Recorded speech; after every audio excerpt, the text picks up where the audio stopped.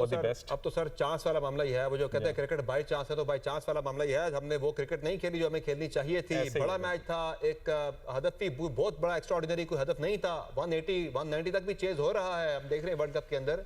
लेकिन इस पे एकदम से हमारी टीम 175 के टारगेट के ऊपर ही बिल्कुल लड़खड़ा गई है और छक्के चौके मारने के चक्कर में हमारे खिलाड़ी पे दर पे जो है वो पवेलियन की तरफ लौटते जा रहे हैं। क्या कहेंगे इरफान भाई, गलती क्या हो रही है हमारे बल्लेबाजों से कि 4 हमारे आउट हो चुके हैं 34 पर 5 ओवर्स में?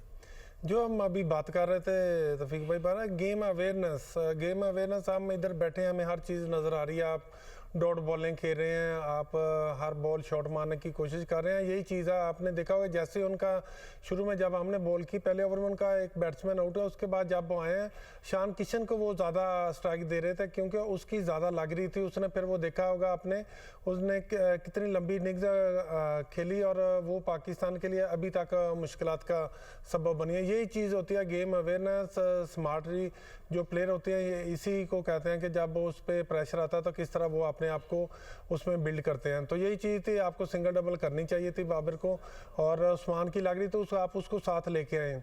तो जो हम इधर बैठे इतनी बातें कर रहे हैं या हम टीम सिलेक्शन की बातें कर रहे हैं, वो जो इतना 15 लोगों का स्क्वाड साथ गया हुआ है, तो उनको क्यों नहीं नज़र आता कि हमारे कौन कौन से एरिए हैं। आप हर मैच नहीं जीत सकते। जिस तरह आपने छोटी टीमों के खिलाफ खेल के ठीक है आपके आउट होते हैं, फिर मिडिल में आके कोई ना कोई रन कर जाता है, तो ये हर टीम नहीं करने देगी। जो टॉप की टीमें हैं 3-4, वो आपको आराम से मैच जीतने नहीं देंगी। आपको स्कोर करना पड़ेगा, आपको ग्राउंड में भागना पड़ेगा। आप 1-2 बाउंड्री लगाने के बाद आउट हो जाएंगे या कोई आप सेफ कॉर्नर ढूंढेंगे, तो वो यहाँ पे इस तरह की टीमें हैं, इंडिया, ऑस्ट्रेलिया, साउथ अफ्रीका, वो आपको इजीली मैच नहीं जीतने देंगे। तो आप छोटी टीमों के खिलाफ कर सकते हैं। तो यही चीज़ होती है गेम अवेयरनेस, प्रेशर में किस तरह अपनी टीम को लेके चलना। ये बड़ी देर से हम बातें कर रहे हैं, हम इधर करेंगे, उसके बाद फिर अगला इवेंट आ जाएगा, फिर यही होगा। तो ये इस तरह सिस्टम हमारा कोई इस तरह का कि हम कोई चीज़ चेंज करना ही नहीं चाह रहे हैं। जिस तरह अभी हम पीछे मैंने बात की थी मिडिल ऑर्डर, आप कभी ओपनर को मिडिल में खिला रहे हैं, जो मिडिल में उनको आप ऊपर ले आते हैं, तो इसी तरीके से आप अब करते रहेंगे। आप देखना ये अभी सारे लीगों में जाएंगे, सारे ये जो बैट्समैन है या ओपनर, ये अपने उधर खेलेंगे। हमने फ़खर पीछे 3 मैच हो गए उसको बाहर बिठाया हुआ है। फ़हीम की हम बात कर रहे थे कि मतलब अच्छा ऑलराउंडर है, ठीक है, उसने एक मैच जिताया बीच में आके रन करके। तो हम जब बॉलिंग नहीं करवाए, हम एक प्रॉपर बैट्समैन डालें, क्योंकि फ़खर पीछे अच्छी परफॉर्मेंस करता आ रहा था। ठीक है, हमें पता तो होगा कि बीच में कोई हिटर है, वो आएगा तो फिर मैच का पासा पलट देगा। लेकिन अभी तो हम देख ही सकते हैं साथ जहाँ बाउंड्री हो रही है, जहाँ वो कहते हैं डॉट बॉलिंग हो रही है, तो किस तरह हम बड़ी टीमों के खिलाफ जीतेंगे। और ICC का इवेंट जीतने के लिए आपको सारे कॉर्नर फिल होने चाहिए। सही है डॉक्टर नोमान नियाज़ साहब, आई कैन फील कि आपका जो गुस्सा होगा, जो आपका एंगर है, वो मैं उससे फील कर सकता हूं कि आप तो बिल्कुल तपे बैठे होंगे। बाबर आजम ने जो शॉट खेली है, जो शॉट सिलेक्शन थी, और ऐसे मौके पर कि जब ओवर में 9 रन आ चुके हैं पहली 4 बॉलों पर, क्या जरूरत थी ये गैर जरूरी शॉट खेलने की, छक्का लगाने की कोशिश में वो अपनी विकेट गवा बैठे। आज उनकी जो रिस्पॉन्सिबिलिटी थी उन पर, वो तो थी कि इनको एंकर करें, साथ लेके चलें, पार्टनरशिप लगाएं अच्छी। समर इसमें 2-3 चीजें, कभी बात हो रही थी, तौफीक ने भी की कि आप भी कह रहे थे कि हम अभी बात हो रही थी, और तौफीक ने भी की कि हम लोग डॉट बॉल ज्यादा क्यों खेलते हैं। डॉट बॉल्स हम इसलिए ज्यादा खेलते हैं कि रोटेशन ऑफ स्ट्राइक के लिए आपको आपका डिफेंस बहुत तगड़ा होना चाहिए। नंबर 1, आपके आधी जो कोर है बैटिंग की, उसका डिफेंस है ही नहीं, और जिसका डिफेंस था उसको हमने कंफ्यूज कर दिया, वो बाबर आजम है। उसके बारे में मैं कुछ कहूंगा कि कुछ शहर दे लोग जालिम थे, कुछ सनूई मरण दा शौक थे। उसने अपनी गेम से हट के जब वो अपनी कंफर्ट जोन से निकल गया, और उसके बाद उसने अवाई तवाई शुरू किया, और आज भी मेरी नहीं समझ आई, आज तो वो मौका था कि जहाँ पे वो अपनी इनिंग्स खेलता और लंबा लेके चलता।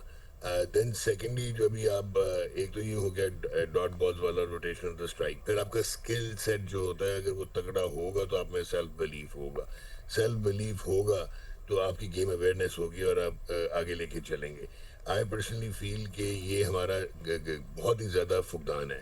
फिर ये आपने लीग की तरह आपने ऑलराउंडर्स भर लिए इस पाकिस्तान की टीम में, आपका क्योंकि कोच जो है वो शायद इस्लामाबाद यूनाइटेड की तरह पाकिस्तान टीम को चलाना चाहता है। हार्दिक पांड्या जैसे ऑलराउंडर अगर हों तो फिर तो मैं खुश हूँ कि पूरा बैट्समैन हो या पूरा बॉलर हो, लेकिन बिट्स एंड पीसेस ऑलराउंडर्स के साथ आप ICC टूर्नामेंट खेलने चले जाते हैं। टू बी वेरी ऑनेस्ट, मैं कहना नहीं चाह रहा था, सलमान अली आगा जो है वो ठीक है, उसने 3-4 कैमियो खेली और एलिमेंट नजर आना शुरू हो गया। T20 से श्रीलंका से शुरू हुआ ऑस्ट्रेलिया के अगेंस्ट, लेकिन वो पावर प्ले में खेल रहा था।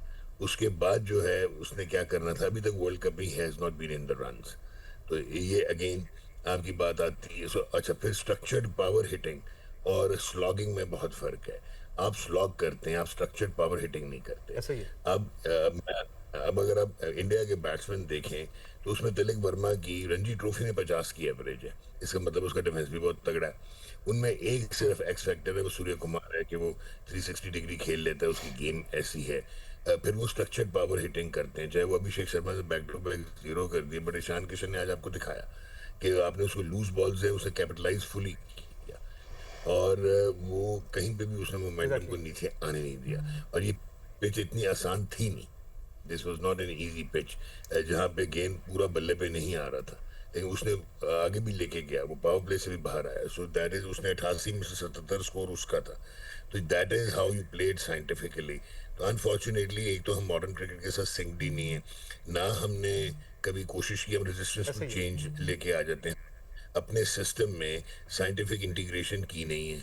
अब ये जो अगर शहनशाह किसी और टीम में होता, जितना मर्जी बॉलर हो, उन्होंने इसको करना था मैकेनिकली एनालाइज, उसने कहना था बयान जाएं और अपना रिहैब करवाएं, क्योंकि आप अब हाइपर जो है मोबाइल कर रहे हैं अपने अपर लिम को, और आप कंपनसेट करने की कोशिश करते हैं, नी को थोड़ा सा बाहर निकालते हैं, रेस्ट पोजीशन की प्रॉब्लम आती है। अब क्या कर रहे हैं, अब रिहैब हो गए हैं। मेडिकल पैनल साइंटिफिक है ही नहीं, आप पुराने डॉक्टरों में चल रहे हैं। अब बात होती है स्पोर्ट्स फिजियोलॉजिस्ट की, अब बात होती है स्पोर्ट्स साइंटिस्ट की। ये जो ग्लेन फिलिप्स है, इसको रीमॉडल किया गया सुपरा फिटनेस के साथ। तो ये चीजें हम जब तक नहीं करेंगे तो फरारी को फिएट नहीं पकड़ सकती या सुजुकी नहीं पकड़ सकती ऑल्टो 800।